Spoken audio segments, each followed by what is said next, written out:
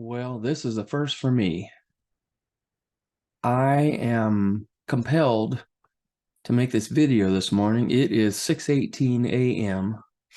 on Tuesday morning. This is May the 2nd, 2023. I have been awoken this morning, early in the morning, following a dream that has taken place. Now, I've dreamed a lot of dreams, maybe like you in my lifetime, but never anything like this before. Because the strange thing about this is, and this has happened to me before, but this is a whole different experience. 2 nights ago, I had the same exact dream up to a point. This dream occurred in some place where there are wild animals, and I can't remember, but I think I was the only one there. This dream started out that I was in this valley, this green grass valley in the bottom of ridges of forest and woods. As I'm standing there, there's a lodge that's kind of like this 2 or 3 story building that is positioned behind me over here against another wooded ridge that runs from sky to ground, it seems, and the ridge is unending. It's kind of blurry on the outside, so I can't tell how far this goes. So if you were to walk over to this lodge with me, that's kind of dark wood with white trim, and I don't spend a lot of time in this lodge in this dream, but I'm now standing on the front porch of this lodge looking out over this valley. And it's green grass, as I said, and it has fingerlings that go up into draws that have woods all around them. And the strange part about this valley is that there are humongous boulders. I mean, like the size half of a house, like red rock boulders that are out plunked in the middle of this grassy place. And I find myself in my first dream, I'm out on top of one of the tallest of these boulders, and I decide to hunker down on this boulder, and it's getting towards evening, and I'm watching to see if there's any wildlife. I'm a big outdoorsman, so this seems like a normal, regular dream to me. And I'm on top of this boulder, and I'm looking left and right and behind me in all of this green grass, this plains kind of stuff around me. And all of a sudden, after a little bit of while, I should say, some deer step out of the woods out into this area.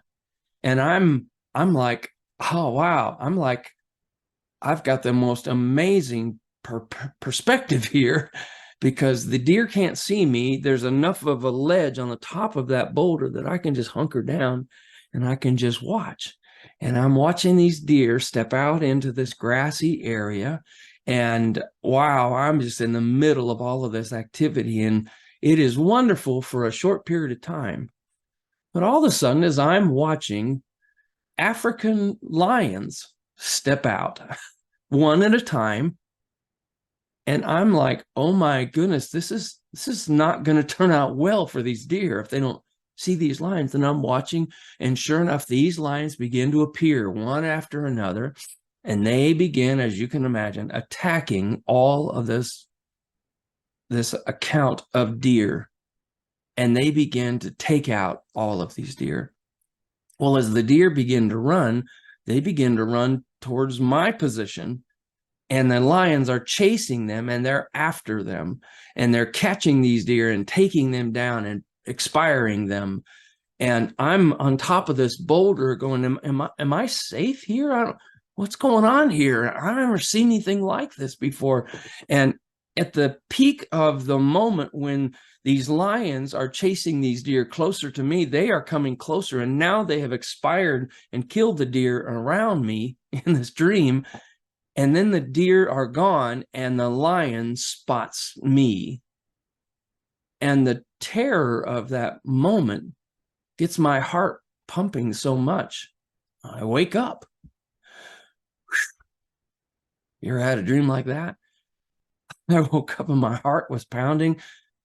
And I consoled myself by saying, oh, goodness sakes, how in the world does your mind have stuff like that go on when you're sleeping? And sure enough, that was 2 nights ago. I go through all day yesterday. I don't watch any movies or shows or anything on TV to prompt what I'm about to tell you. But last night, this morning, I find myself in the middle of the same dream, except I'm not alone this time. I don't know how the word got out. I don't remember telling anybody. I don't know why I'm back in this again, but I'm right in the middle of this same exact scenario, except there's about 35 people with me, Claudia, my wife, included. And I come into this dream already recognizing all of the scenery. I've been there, and the rock, and I'm on top of that rock by myself at first and with Claudia, and then more people start showing up, and I'm like, what is going on here? And these people just start climbing up on the same boulder, this highest boulder, the biggest boulder in this valley. It's drawing towards evening, and I'm thinking through this now. I've been here before, but I don't remember this, but I think I had to stay here all night because lions hunt at night. I must have slept on that rock overnight, and suddenly I realized I've got to use the restroom. Men and women, old and young, are climbing up on this boulder with me, and I'm realizing I've got to go to the bathroom. And as I look back over my left shoulder, back as far as I can see up this valley where this green grass is, there are deer already starting to come out into the field, and I see the first lion. And here I am in my dream having this dilemma. Do I try to go to the bathroom, run into the lodge real quick, or do I stay here and try to tough it out? That hasn't always worked out well. So I tell Claudia, and I said, I got to run and go to the bathroom. I'll be right back. And so I take off running toward this lodge. And when I run through the front door, other people are coming out of that lodge, headed toward that same boulder. And I run in, and someone's in the restroom. And when they open the door finally, there's a woman that's coming out of there. And I said, excuse me, I got to hurry. I got to go to the bathroom. And when I go into the restroom, as I'm about to finish up and get ready to wash my hands, I sense the door kind of creaks open. Here comes another lady. I was like, wait a minute. I'm almost done in here. And in that moment, I get a nudge that says, there's a tremendous tragedy that's about to take place. It's out on that boulder, and you should have known this. Can you see that this has tremendous potential to be a tragedy, a horrific scene? Because it's one thing to have humans sent from one person up on that boulder with lines around, but there's 30, potentially 40 people headed out there. And I get this sense that you need to go and tell them. You need to go get Claudia, first of all, but you need to go tell. I'm reaching to see if I have my concealed carry gun. I don't have any weapons with me, nothing. All I have is my voice.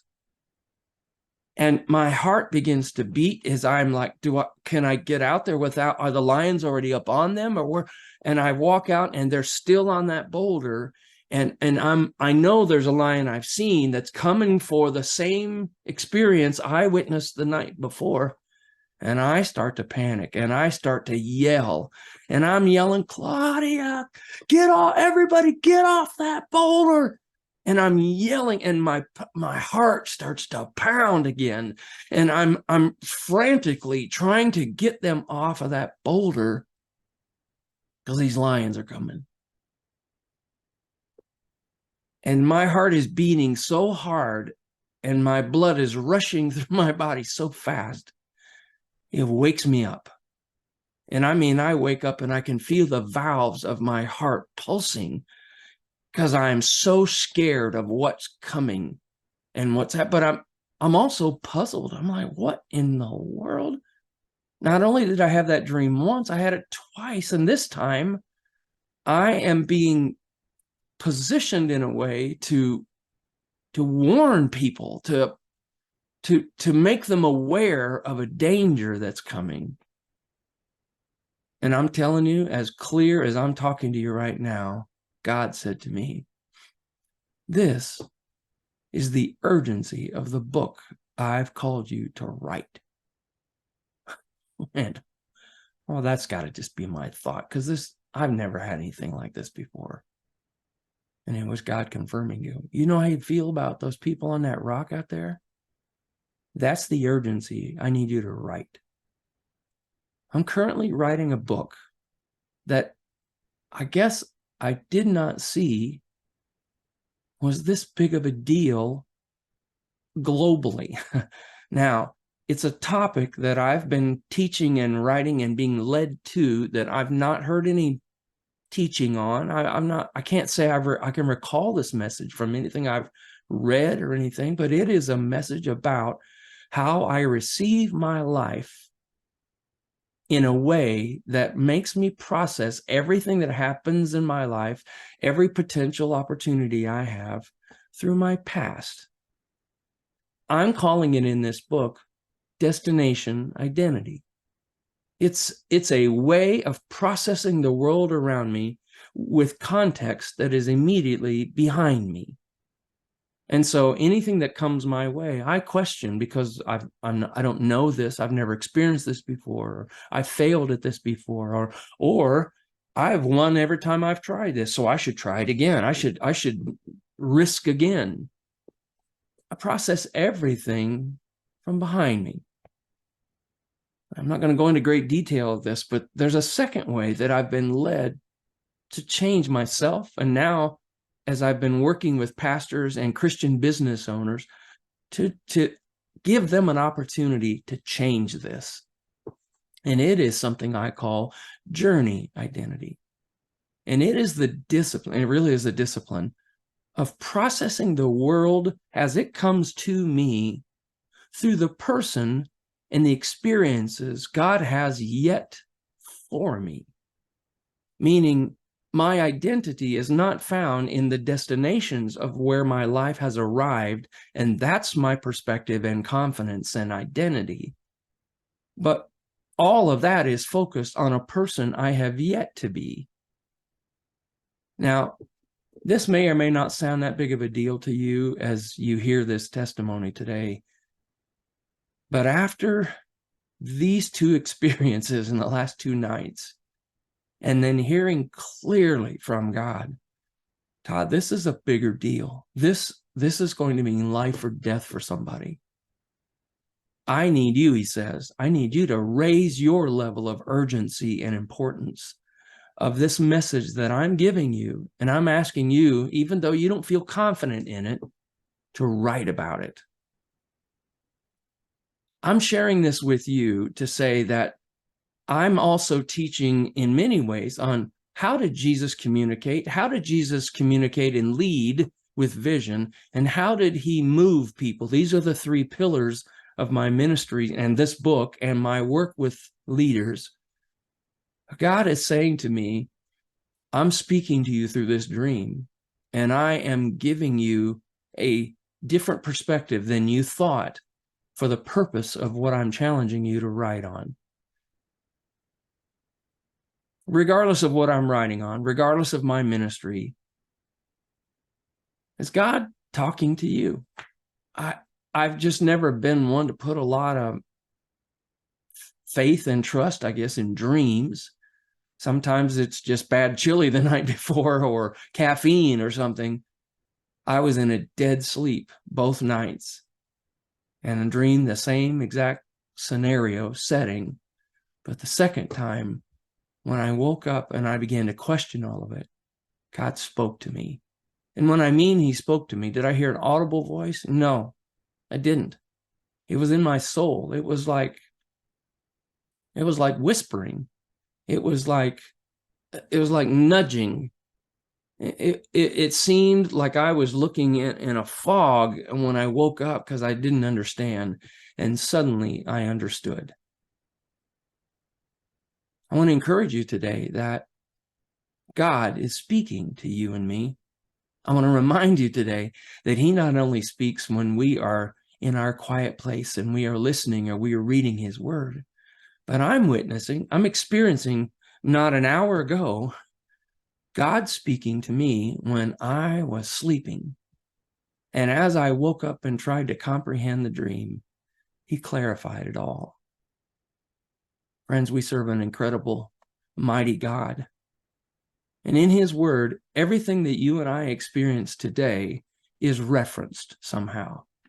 I began looking at this scripture, and you know exactly where I'm going. For those of you who know anything about the Bible, I was led immediately to 1 Peter chapter 5, verse 8. Be alert and of sober mind. I don't know if that's where I was or not. Your enemy, the devil, prowls around like a roaring lion looking for someone to devour.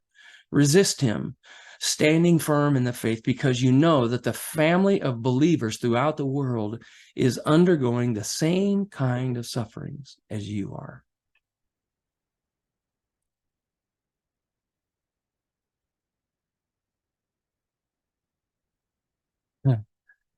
I'm trying to figure out what to do with this.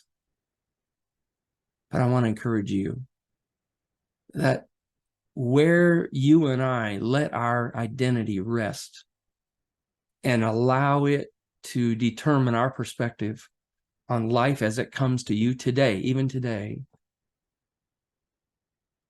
one way I think leads to an incredible place of rescue, of confidence, of identity that is so far beyond what the world tells us. And another way, what I call destination identity. I think God is saying to me, Todd, this is destroying people every day. How we try to create our confidence and our identity is very likely very different than God created you and me. Friends, I love you. I'm not exactly sure where to go from here with this. I don't know how to handle something like this. I've never experienced it before, but I pray that it challenges you to be aware, perhaps even to question, how do I find my confidence? How am I creating my identity in this world I'm living in? And is that anything that the way God intended? God bless you. Pray for me as I'm praying for you.